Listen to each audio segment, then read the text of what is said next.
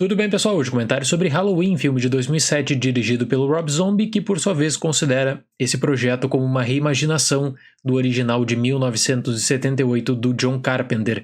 Após o fiasco histórico de Halloween Resurrection, a Dimension Films tinha duas opções: ou fazia um remake, reboot, ou continuava com mais uma sequência da franquia Halloween. Isso estava claro para o principal produtor, o Moustapha Akkad, tão discutido nessa série de vídeos da franquia, que pela primeira vez percebia que talvez o Michael Myers estivesse perdendo credibilidade por conta do que havia acontecido no filme de 2002. E para quem gosta desses bastidores, tem um livro muito interessante do Dustin McNeil e do Travis Mullins, que eu já recomendei aqui no canal também, mas que eu vou deixar o link na descrição mais uma vez, que busca por essas sequências perdidas. Então, entre 2013 e 2004, o Moustapha Akkad recebeu vários projetos de roteiros, mas o projeto que mais me chama a atenção dentre todas essas propostas de sequências do Moustapha Akkad entre 2013 e 2004 é Halloween The Missing Years, que exploraria a vida do Michael Myers durante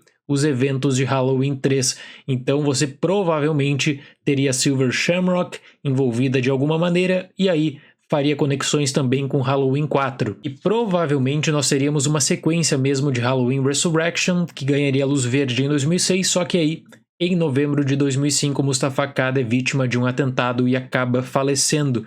Então a Dimension Films se torna grande responsável pela franquia Halloween. O filho do Moustapha Akkad vira produtor executivo e acabam chamando o Rob Zombie para comandar esse novo projeto, que aí viria como um remake. E aqui uma informação que eu considero relevante, que ao longo dos anos foi deixada de lado. O Rob Zombie era fã de Halloween. O Rob Zombie gostava muito do John Carpenter. Eu digo isso porque hoje em dia é cada vez mais comum observar diretores entrando em projetos, seja de franquias de terror ou mesmo de ação, que sequer têm conhecimento do público-alvo, da proposta e também do desenvolvimento do personagem central. Então aqui, pelo menos na época de pré-produção, o Rob Zombie foi ao John Carpenter e ele ouviu o seguinte: olha, faz o teu filme, não fica preso no filme original, porque senão você vai estimular uma comparação direta e isso geralmente não dá bons resultados. O problema, no entanto, é que a Dimension Films aceitou toda essa visão do Rob Zombie,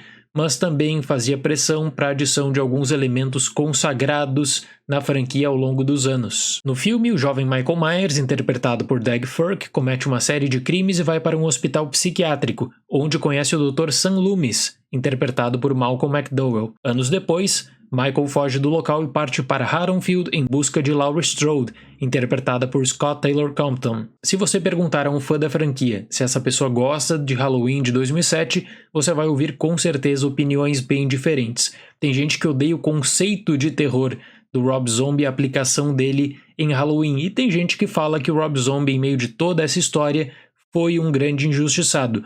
O argumento do diretor na época de pré-produção, no entanto, era válido e eu concordo plenamente. Inclusive, ele dizia o seguinte, que o Michael Myers, ao longo dos anos, especialmente final da década de 80, década de 1990, foi se tornando menos assustador. Por quê?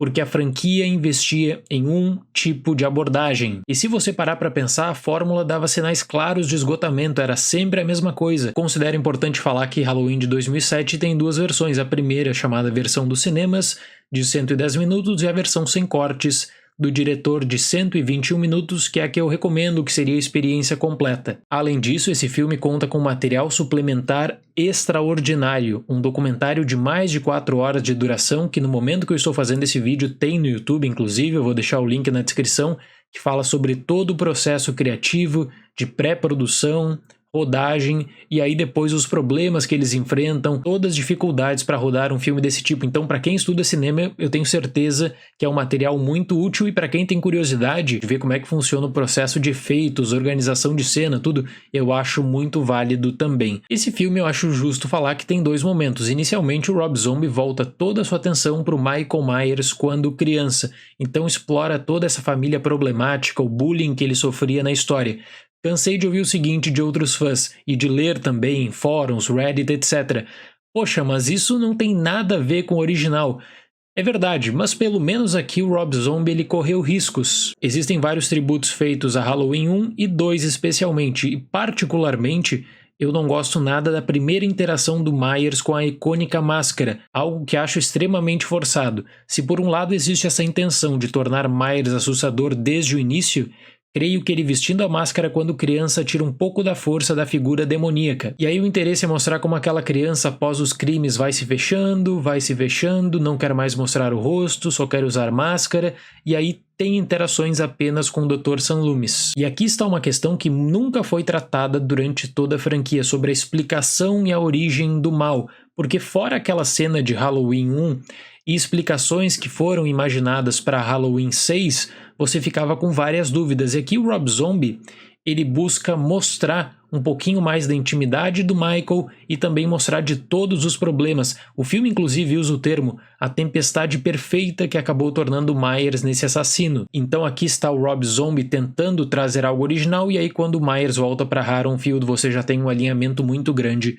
com o filme de 1978. E aí é claro que as pessoas vão fazer a comparação do original com essa versão de 2007, que mostra como o filme do John Carpenter é espetacular. Eu já compartilhei a minha visão, eu sou realmente um grande fã, por conta do desenvolvimento da Laurie Strode, por conta do ambiente de tensão criado, por conta da espetacular trilha sonora. É um caminho diferente, veja, do optado pelo Rob Zombie, porque ele quer explicar tudo para o espectador, ele quer trazer as histórias de fundo para análise, ele quer também explorar essa série de crimes cometidos. Eu gosto do trabalho de trilha sonora desse filme de 2007, você tem, por exemplo, Mr. Sandman tocando como um tributo e também várias referências ao John Carpenter. Quando o Rob Zombie ele busca seguir cenas clássicas, cenas que estão no filme de 78, aí você nota a queda no padrão de qualidade dessa versão de 2007, porque não fecha com a proposta, não tem identidade. E vou dar um exemplo, para mim o ponto fraco é o aproveitamento do Sam Loomis. Ele é posicionado inicialmente como super relevante para a história e de uma hora para outra ele desaparece, tanto é que o filme busca algumas cenas isoladas bem rápidas com ele para dizer o seguinte: olha, ele ainda está aqui envolvido na investigação. E é claro que é até injusto comparar Scott Taylor Compton com a Jamie Lee Curtis. Dito isso, eu sempre considerei Halloween de 2007 como uma mistura de boas ideias, boas intenções com uma bagunça enorme, porque basicamente o Rob Zombie na metade inicial do seu filme ele busca por essa reimaginação, e aí depois ele segue um remake barato, muito sem graça. Se você é fã de Halloween, eu recomendo muito esse documentário dos bastidores, porque aí fala justamente sobre todo esse conflito criativo. E vou usar novamente o exemplo do Sam Loomis para falar sobre essa bagunça. São dois personagens diferentes. Inicialmente um personagem forte na história, ativo, e aí depois, quando busca essa linha mais de remake mesmo, um personagem vazio que traz apenas cópias de cenas do Donald Pleasence. Então existe uma diferença brutal a partir do momento que o Michael Myers volta para Haddonfield, porque constantemente o filme estimula essa comparação. E veja, a ideia do John Carpenter era não fazer isso. Hoje a gente sabe que existiu interferência criativa dos produtores, mas vamos falar de conceito.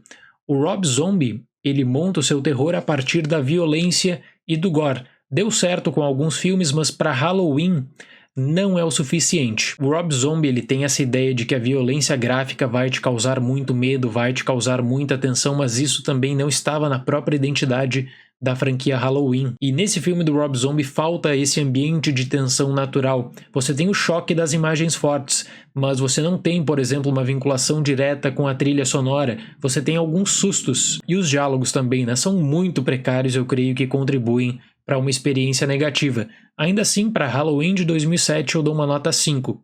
O filme teve ótimos números de bilheteria e também no home video ao redor do mundo, tanto é que logo garantiu uma sequência. E o Rob Zombie dizia que só voltaria para Halloween 2 se tivesse a garantia de que não haveria interferência externa, ou seja, que não tivesse um produtor dizendo o que ele teria que colocar nesse filme.